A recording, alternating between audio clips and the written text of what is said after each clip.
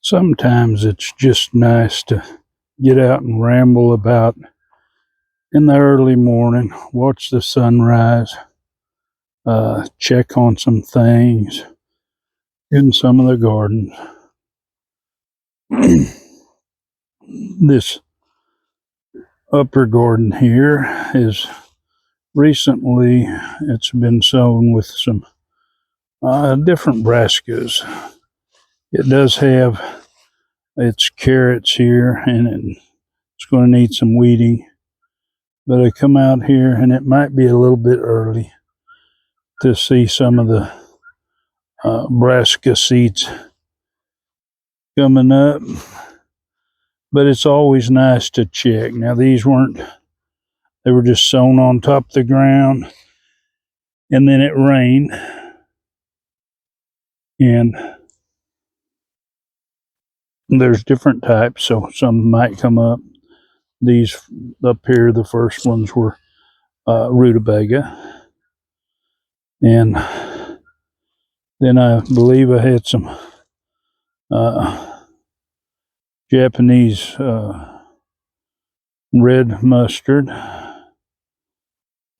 And I went on down and I had some regular broadleaf mustard. And then further down, I had some 7-top turnips. And usually, I think most cases I see the turnips come up first. But right now, and it is cool. It's I think it was 36 last night, so it's not been real warm, so the germination will be a little bit sluggish on them. So I figure a few more days. But definitely got a lot of carrots coming up here, even amongst the weeds and the few that's kind of washed out the row that's in the center. And over on this other side, they had some purple top turnips and some spinach. I've been having a problem with the spinach seeds germinating. So I decided to put a bunch of them out here and let them go on their own in the dirt, because I tried in the cell trays so I could pop them in the ground, have a good start. And it's been about 10 days, and out of 572 cell trays, I've had about a dozen plants germinate, or seeds germinate. So anyway, no sign of anything right now. Yeah, it's just nice to get out and walk the property. Sometimes I get in a hurry and I get the ATV and I go run here, run there. Don't really get out around. Now we've got some grass coming up here and there. We're fixing to try to clean this up a little bit better. Now, this kind of looks like ryegrass in here. That's volunteer that comes every year. We don't normally mow it down. I'm walking down to the lower garden, which was the oldest gardening spot. See how the ryegrass is doing. Listening to the sounds in the morning. You hear the roosters talking back and forth to each other. And got some guineas down here that the neighbors got. And I don't know how they put up with the noise, but it's their noise, so. But our ryegrass down here in our lower garden spot looks like it's doing pretty good. I need to get down here and start cleaning up, burying some rows, getting some roots up, getting some wood cut up. It's always something that needs done around on the farm.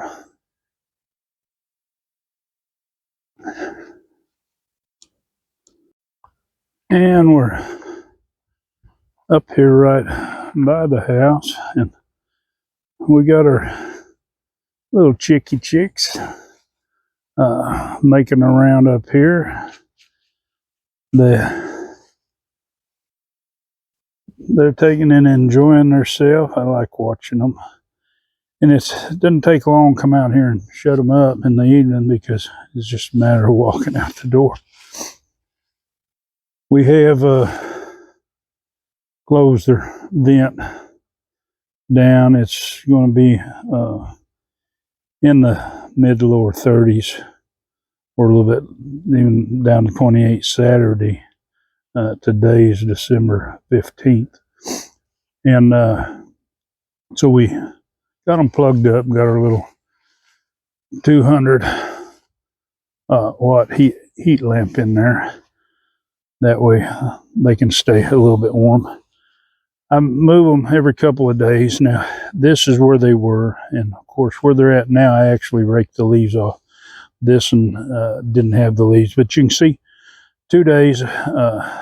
You can tell that they were here, but you really can't. They've been coming along my fig trees here every day. And this is, when you talk about permaculture, this is one of the best forms of permaculture, because they'll come in here and, of course, they'll eat the grass. This time of year, as cold as it is, they haven't been laying, which is all right. You kind of expect that and make arrangements, whether you use process to freeze extra eggs during the warm weather when they're laying heavy, or even freeze dry like we do. But there's lots of ways. But you can kind of see where they've been in here, just barely. I mean, I've just been taking them around, and a lot of places after a short while you can't tell that they've been there.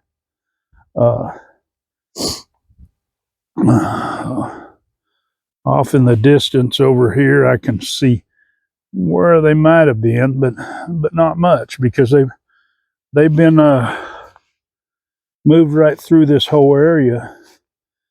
And what they're doing is they're eating that grass. And if it wasn't for cold weather, I'd probably bring them down here more. It won't be long. I'll either stretch more extension cords or something, but because the grass is taller down this way. But like I say, that's an easy way, if whether it's in your garden, and if we had a lot of cover crops in the garden that were doing real well, then we'd go ahead and put them in there. But that's one of those things. They don't eat much food when they're basically free range, because they are in a pen, but they have the ability to free range on the ground every couple of days. Sometimes I'll move them every day. It just depends on what it's looking like and stuff. But they've really started doing some good. This area right in here where it's nice and green, they've come through that area, and it's really helped the ground. In fact, it's easy to tell on some of it, because one of these places over here, there was some pumpkins that we'd give them. And of course, they didn't eat all the outside before we moved them. And they're still over here somewhere.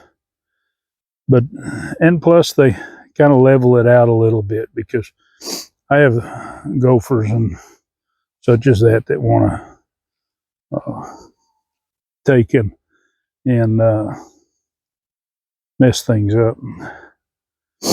My honeycrisp tree here looks like it's needing some attention. It still hasn't lost its leaves on a lot of it.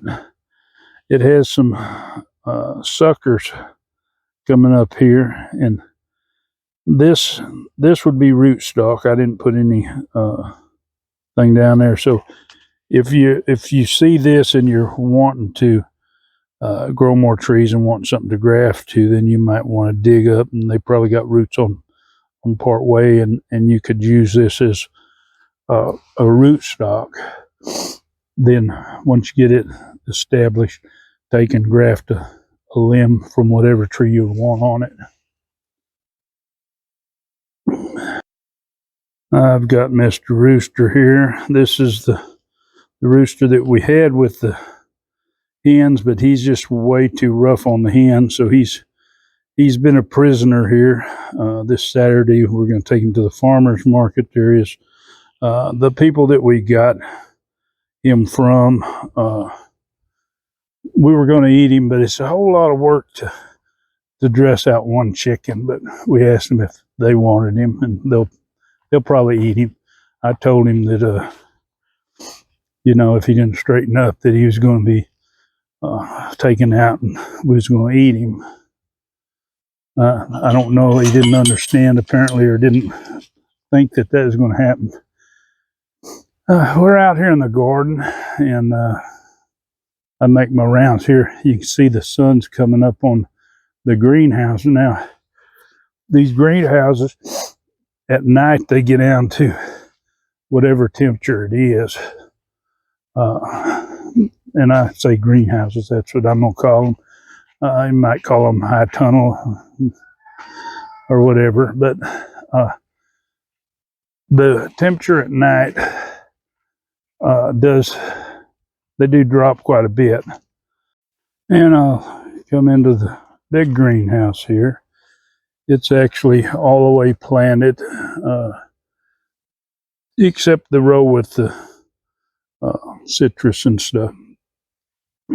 It's just there. But this big greenhouse, it got down to 32. It's showing 45 right here on the wall where the sun is on it already. In the middle here, up high, we got to 33, and it's 44 degrees now. So it warms up in a hurry. But yesterday, you can see it got up to almost 97, 96.8, and it was overcast, so I didn't worry about it too much. But then the sun come out while I was snoozing in my chair, and when I woke up and seen that, it was time to get out here and take care of things. And I like to make my rounds, just ramble around. I thought I didn't plant these carrots quite so thick, but they are in here fairly thick. But I just took and kind of scattered them on the row. I didn't put them in rows this time. I said I kind of spread them out and then break them down. And they're doing really well. That's if you're wondering what kind that is, that's Atomic Red. I really like that. It's a nice, sweet flavored carrot, and I like that reddish color too that they have in the cool months. But anyway, we're gonna close up the greenhouse here for a little bit and let it warm up some more. Now, if it starts getting up 60 degrees or so, we'll do something with it. But what we're planning to do, and I've got to do a lot of covering now. There's no way I'm going to cover something like this deal, and it's going crazy coming up seed tops, which is great. But I might have to chop it down to protect my parsley. I'd really like to keep my parsley going. But some of this I had to cut off a lot of the old growth, and you can see these on this end, but I might have to do something on that, because not this Saturday, but next Saturday, it's going to be pretty cold. And you can see last night, and it wasn't supposed to get that cold, but you can see the frost on the ground around these plants. Now, I'll allow them to wake up easily. We went through, we're putting hoops down, we're getting some of our row covers ready, because here Friday, Saturday, and apparently last night. Now, I don't know that I have anything that's frost tender out here in this part. I tried to keep most everything that I thought might have a problem, put them in the greenhouse, kind of cut down on that. Now, some of these might have got a little bit of a bite. We've got these young broccolis that's here that I think that was broccoli. No, that was early Jersey cabbage. Either way, they don't want to get too cold, and I definitely don't want to nip the ends of my turnips in mustard again. A lot of things will take that cold weather, but it's like my radicchio. It was looking pretty bad if you look back in my kill and freeze video.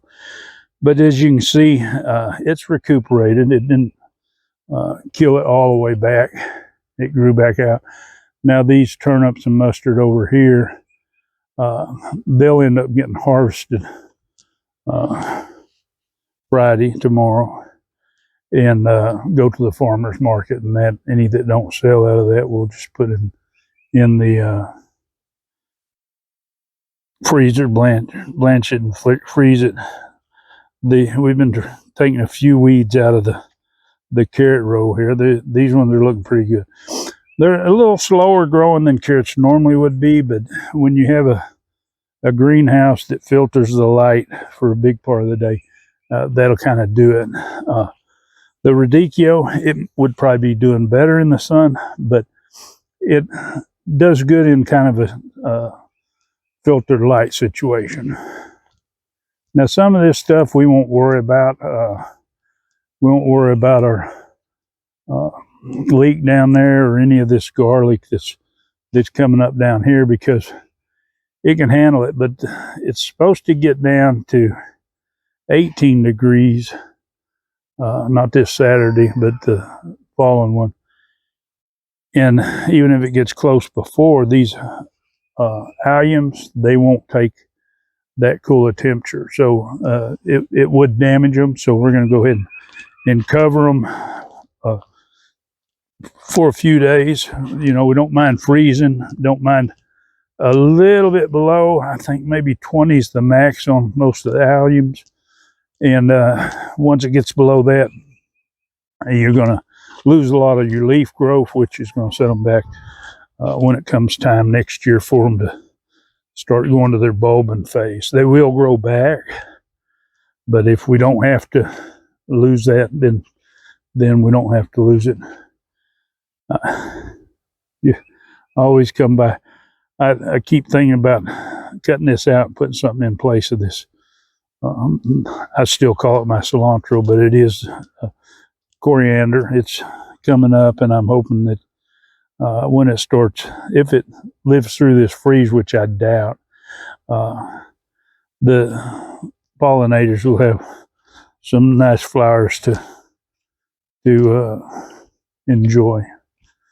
But yeah, a lot of this is, like I say, I'm just rambling around through, sharing some thoughts, and kind of looking at things and the different ways. But you know, when you look down and the weather said it was 36, but I say it's 32 in the greenhouse, and apparently it was calm enough winds that it was able to frost. But the sun's coming up, it'd take that little bit of frost off in a hurry. And like I say, it doesn't hurt these onions here. These some pretty red onions, and with the green growth like they've got now, here in a couple of months, maybe 3 months, they'll really start bulbing out big. So that's what I'm looking for. A nice, good crop. Some of this, like this cilantro's out here, and it's got frosted, but it should be okay. But anyway, if you're not a subscriber, you want to see more of my videos, well, of course, just hit that subscribe button. And if you like it, give it a big thumbs up and share this video. It really helps my channel.